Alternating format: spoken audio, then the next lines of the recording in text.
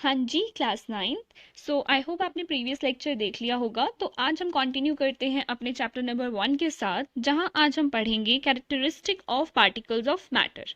तो अभी तक हम पढ़ के आए हैं कि जो मैटर है वो किससे बना होता है, पार्टिकल से बना होता है, और जो साइज होता है पार्टिकल्स का वो क्या होता है, बहुत ही छोटा होता है, यानी कि ये पार्टिकल्स बहुत स्मॉल होते हैं।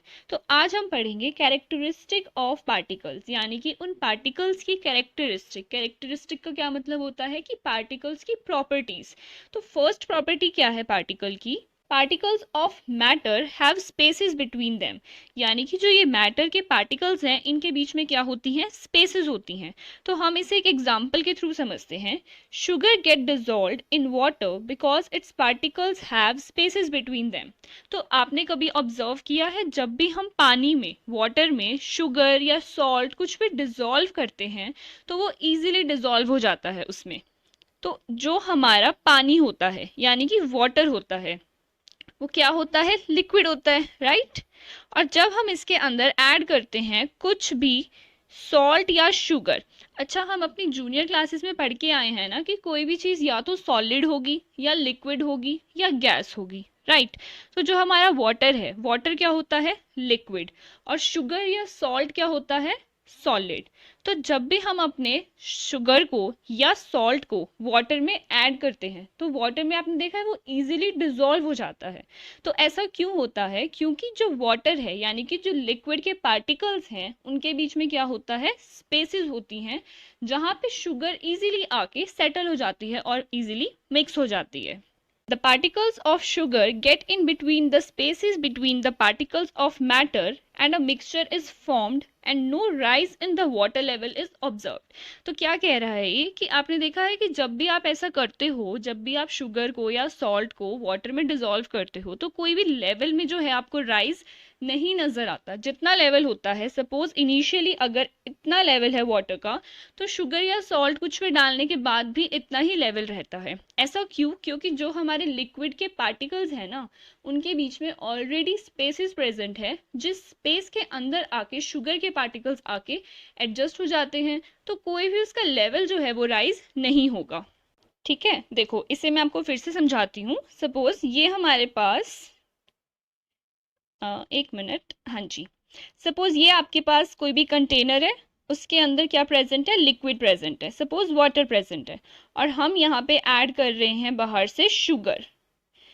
तो इनिशियली जब हमने शुगर ऐड नहीं किया था तो पानी का लेवल कितना था, इतना था, ठीक है। अब शुगर को ऐड करने के बाद भी पानी का लेवल कितना रहा, इतना ही रहा। सो ऐसा हमने क्यों ऑब्जर्व किया, बिकॉज जो हमारा लिक्विड है यानी कि जो वाटर है, वाटर के जो पार्टिकल्स हैं उनमें क्या है, स्पेसिस है, यानी कि कुछ इस तरह से हमारे लिक्विड पार्टिकल्स अरेंज होंगे। ये जो आपको स्पेस दिख रही है ना, ये जो खाली है, यानी कि ये क्या है, स्पेसिस है, ये क्या है, स्पेसिस है, समझ रहे हो आप, ये स्पेसिस हैं।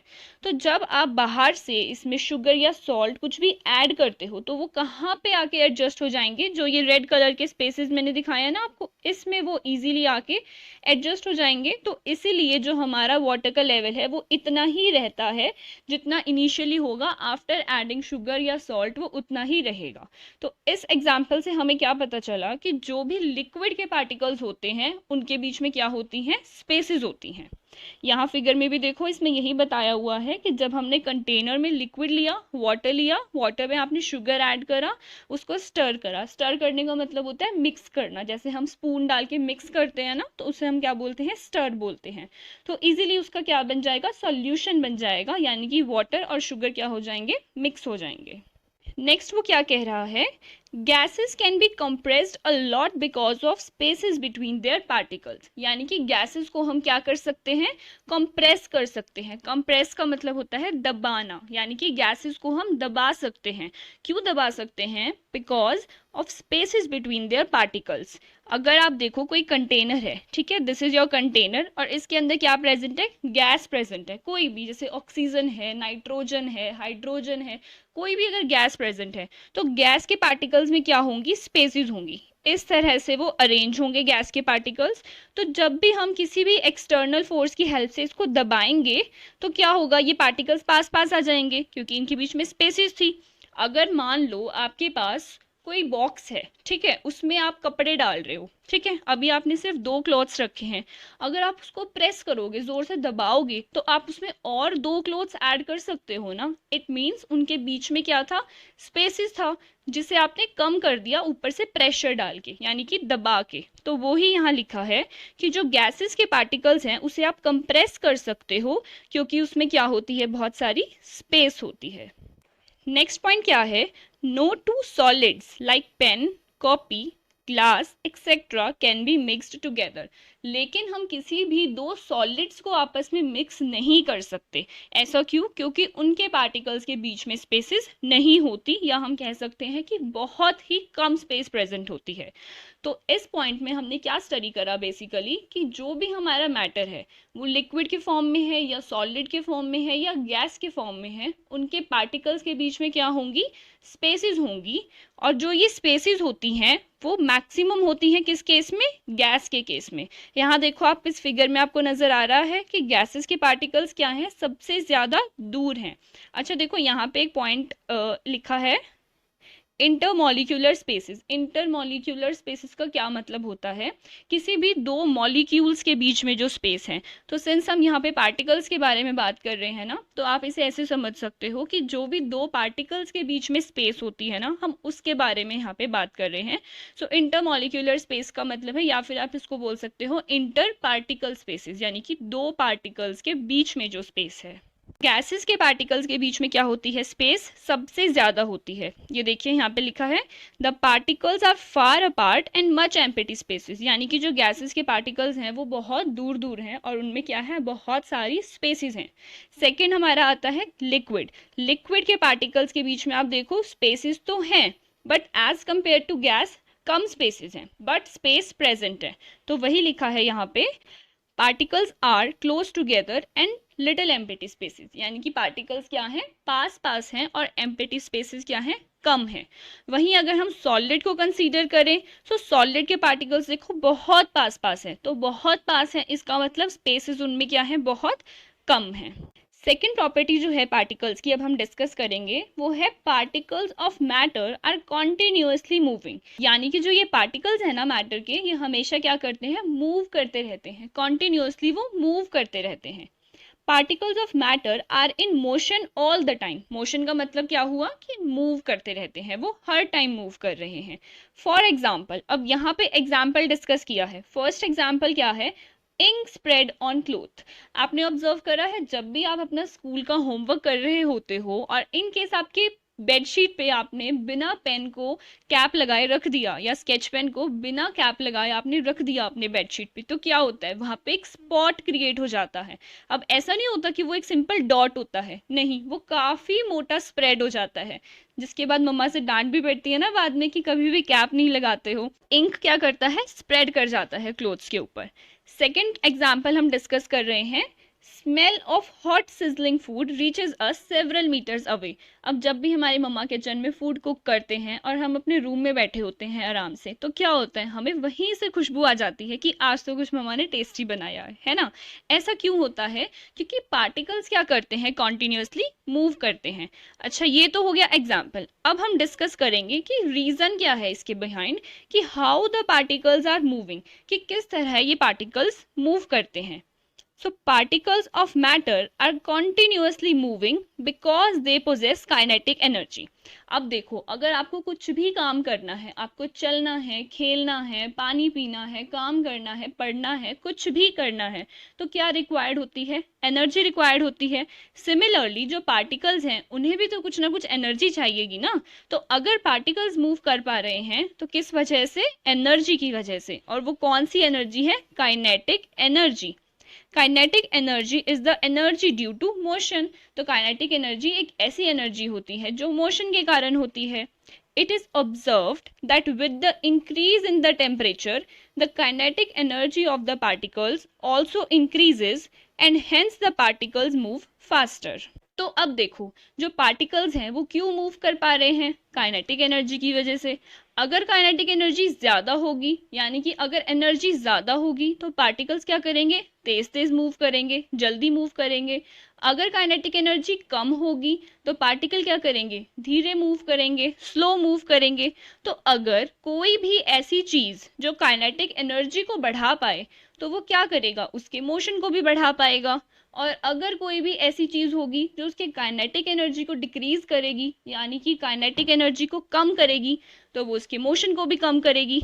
तो वो ऐसा फैक्टर कौन सा है जो उसकी एनर्जी को इंक्रीज करता है, टेम्परेचर। तो अगर हम किसी भी पार्टिकल का, किसी भी मैटर का टेम्परेचर अगर हम इंक्रीज करेंगे तो उससे क्या होगा, उसकी काइनेटिक एनर्जी भी इंक्रीज करेगी, और काइनेटिक एनर्जी इंक्रीज करेगी तो पार्टिकल का मोशन भी इंक्रीज करेगा।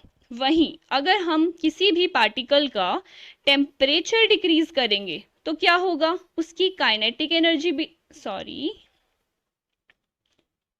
हाँ जी, तो उसकी काइनेटिक एनर्जी भी डिक्रीज करेगी, राइट। और अगर काइनेटिक एनर्जी डिक्रीज करेगी तो उसका मोशन भी डिक्रीज करेगा। अच्छा, मैं आपको यहाँ पे एक और चीज़ बताती हूँ। अब आप क्लास 9th में हो, क्लास 10th में हो जाओगे फिर, है ना, तो अब आपको थोड़ी चीज़ें पता होनी चाहिए। फॉर एग्जाम्पल आप देख रहे हो मैंने यहाँ पे एक ये वाला साइन यूज़ करा है ना, और एक ये वाला साइन मैंने यहाँ पे यूज़ करा है। तो जो भी ये अपवर्ड एरो होता है ना, ये वाला, ये क्या शो करता है, हमें इंक्रीज शो करता है। और जो ये डाउनवर्ड एरो होता है ना, ये हमें डिक्रीज शो करता है। तो यहाँ पे मैंने क्या करा है, अपवर्ड एरो, मतलब टेम्परेचर का इंक्रीज, और यहाँ पे मैंने क्या शो करा है, डाउनवर्ड एरो, यानी कि टेम्परेचर का डिक्रीज।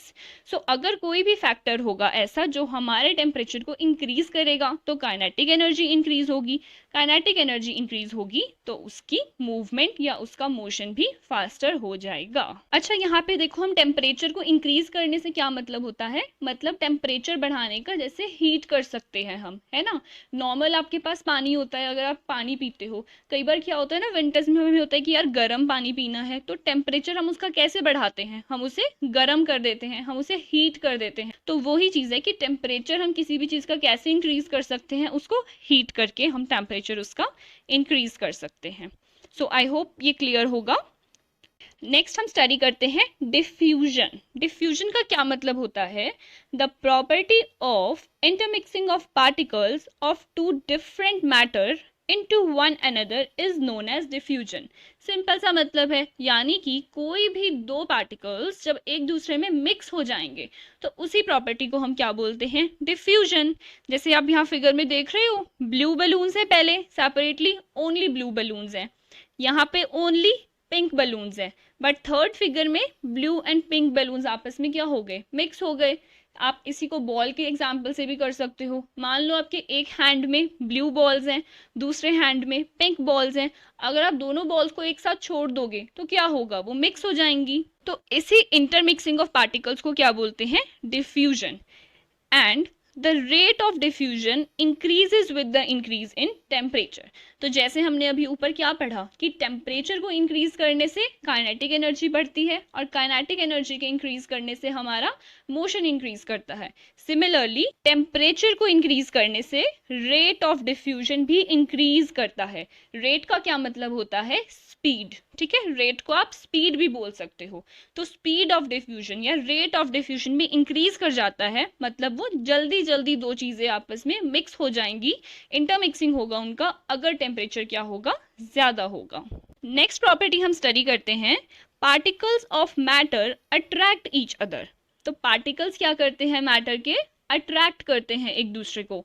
आपने कभी मैग्नेट देखा है, मैग्नेट क्या करता है, अट्रैक्ट करता है ना। अगर आप किसी भी मैग्नेट को आयरन की नेल्स के पास लेके जाओगे, जो घर में आपने देखी होंगी ना, जो कीले होती हैं आयरन की, अगर आप उसके पास कभी भी मैग्नेट को लेके जाओ तो क्या होता है, जो सारी आयरन नेल्स हैं वो मैग्नेट के चारों तरफ फटाफट से स्टिक हो जाती हैं, यानी कि वो उसे क्या करता है, अट्रैक्ट करता है। उसी तरह से जो मैटर के पार्टिकल्स हैं वो भी एक दूसरे को अट्रैक्ट करते हैं। The particles of matter are always held together because of a force of attraction between them।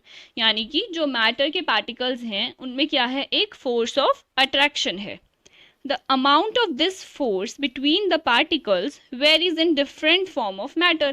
अब अलग अलग फॉर्म ऑफ मैटर के अंदर ये जो फोर्स ऑफ अट्रैक्शन है ना, ये अलग अलग होगा. अमाउंट का मतलब क्या है कि कहीं तो फोर्स ऑफ अट्रैक्शन ये ज्यादा है और कहीं फोर्स ऑफ अट्रैक्शन कम है. और डिफरेंट मैटर का क्या मतलब है, डिफरेंट फॉर्म्स ऑफ मैटर का क्या मतलब है, जैसे हमने ऊपर फर्स्ट पॉइंट में स्टडी किया था कि हमारे पास सॉलिड, लिक्विड और गैसेस होते हैं.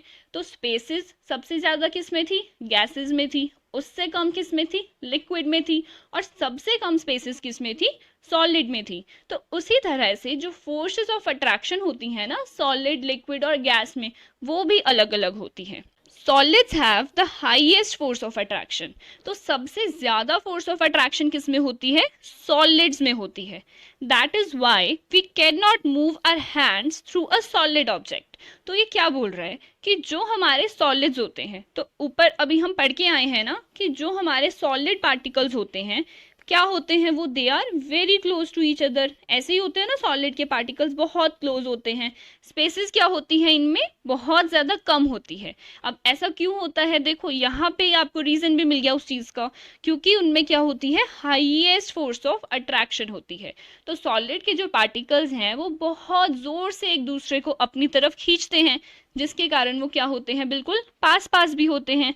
और इसी वजह से अगर आप किसी भी सॉलिड ऑब्जेक्ट में से अपने हैंड को मूव करने की कोशिश करोगे ना, तो आप नहीं कर पाओगे. फॉर एग्जाम्पल, अगर आप पढ़ रहे हो भी, राइट, आपका स्टडी टेबल है, स्टडी टेबल के ऊपर अपने हैंड को आप रखो, क्या हैंड आपका क्रॉस हो रहा है वहां से, नहीं ना. आप उसके ऊपर रख सकते हो उसको, बट उससे आर पार नहीं कर सकते आप. ऐसा क्यों, क्योंकि बहुत ज्यादा फोर्सेस ऑफ अट्रैक्शन है इसके पार्टिकल्स के बीच में. पार्टिकल्स बहुत पास पास हैं, तो आप अपना हैंड यहाँ से क्रॉस नहीं कर सकते. नेक्स्ट पॉइंट देखो, वही है, the particles are so tightly bound. मैंने आपको बताया ना अभी, बहुत टाइटली एक दूसरे से बंधे हुए हैं पार्टिकल्स, क्योंकि फोर्स ऑफ अट्रैक्शन बहुत ज्यादा है. वहीं अगर हम बात करें पार्टिकल्स ऑफ गैसेस के बारे में, so they have the least force of attraction in them. Gases में क्या होती है, लीस्ट, यानी कि सबसे कम फोर्स ऑफ अट्रैक्शन होती है.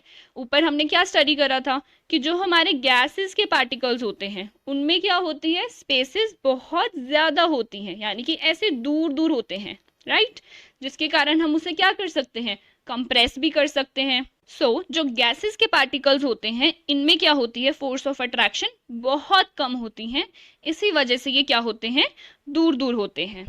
We can move our hands easily in the air. This is because the particles of air are loosely bound. अब आप अपना हैंड एयर में घुमा के देखो, अपने आसपास अपना हैंड ऊपर लेके जाओ, नीचे लेकर आओ, साइड में लेके जाओ, राइट करो, लेफ्ट करो, इजीली कर सकते हो हर जगह. अब आपके एटमॉस्फेयर में क्या प्रेजेंट है, एयर प्रेजेंट है ना. एयर क्या है, गैस है, बट गैस के थ्रू तो आप इजीली अपना हैंड पार कर सकते हो इधर उधर. बट टेबल से जब आपने किया था तो आप नहीं कर पाए थे. तो ऐसा क्यों हुआ, क्योंकि सॉलिड में फोर्सेस ऑफ अट्रैक्शन बहुत ज्यादा होती हैं और गैसेस में फोर्स ऑफ अट्रैक्शन बहुत कम है. तो इसीलिए हम किसी भी गैस में से या फिर एयर में से इजीली अपना हैंड इधर उधर मूव कर सकते हैं. Similarly we can also move our hands through liquid और water या फिर liquid में से भी हम easily अपना hand move तो कर सकते हैं, but not as freely as we can move in the air, but इतना फ्रीली नहीं. अगर आपका टैप चलता है ना, अगर आप टैप से अपना हैंड इधर उधर करो, या फिर आप पानी की, आप जब बकेट सुबह भरते हो उसके अंदर अपना हैंड लेके जाओ, तो ले जा तो सकते हो, आर पार तो कर लोगे पानी के, लेकिन इतना इजीली नहीं कर पाओगे जितना गैस में या फिर जितना अपने आसपास आप एयर में अपना हैंड मूव कर पा रहे थे. इसका क्या मतलब हुआ कि यहाँ पे फोर्स ऑफ अट्रैक्शन जो है लिक्विड्स में वो कम तो है, लेकिन गैसेस के कंपैरिजन में ज्यादा है. So we can arrange the force of attraction between different types of matter. तो अलग अलग टाइप के मैटर कौन से हैं, solids, liquids and gases, in the increasing order. Increasing order का क्या मतलब होता है, कम से ज्यादा. तो सबसे कम फोर्स ऑफ अट्रैक्शन किस में होती है, गैसेस में होती है. इसीलिए हम गैसेस में से यानी कि अपने एयर में से इजीली अपना हैंड इधर उधर मूव कर सकते हैं. गैसेस से ज्यादा फोर्स ऑफ अट्रैक्शन किस में होती है, लिक्विड्स में से होती है. इसीलिए हम वाटर में से यानी कि लिक्विड में से अपना हैंड मूव कर तो सकते हैं, बट इतनी आसानी से नहीं जितना हमने एयर में किया था। और सबसे ज्यादा फोर्स ऑफ अट्रैक्शन किस में होती है? सॉलिड्स में से होती है। इसीलिए हम किसी भी solid object, for example our study table, our chair, या कोई भी सॉलिड ऑब्जेक्ट लो, उसमें से हमारा हैंड हम आर पार नहीं कर पाएंगे। नेक्स्ट टॉपिक है हमारा स्टेट्स ऑफ मैटर, जिसे हम अगले लेक्चर में कंटिन्यू करते हैं। सो मिलते हैं अगले वीडियो में। Till then, bye bye.